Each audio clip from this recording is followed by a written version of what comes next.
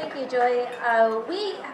This organization has very little overhead, so we all on the board, we're a working board, and we do double duty and triple duty at times. So yes, I'm doing the IT today too.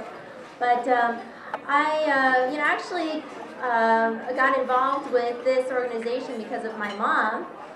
She's over there in the corner, table 29. And she was on the board and had helped with some great work that Leslie was doing with screening a couple of years back when they lived in this area. And then my mom got busy advocating for elderly folks and senior citizens' rights. So she asked me if I wanted to join the board a couple of years ago.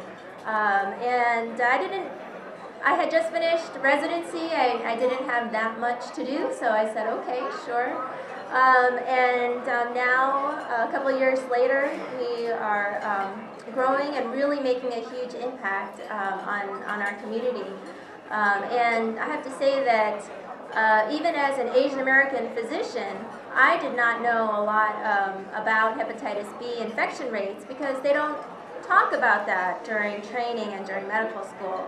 So it was surprising to me to learn that really 10% of Asian Americans and as many including South Asians and many African immigrants are infected with this virus, and that in 25% of those cases that goes on to, in those individuals, develop into liver cancer or liver failure. So this is a real problem. And at the same time, it's a real opportunity because we have a great and effective vaccine. And with such an effective vaccine, there's a chance to actually eradicate this disease once and for all.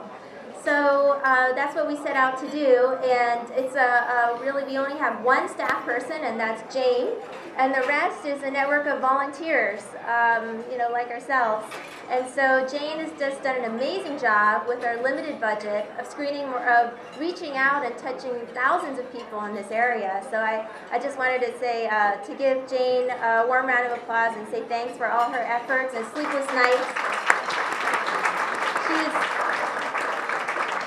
She is really dedicated to this mission.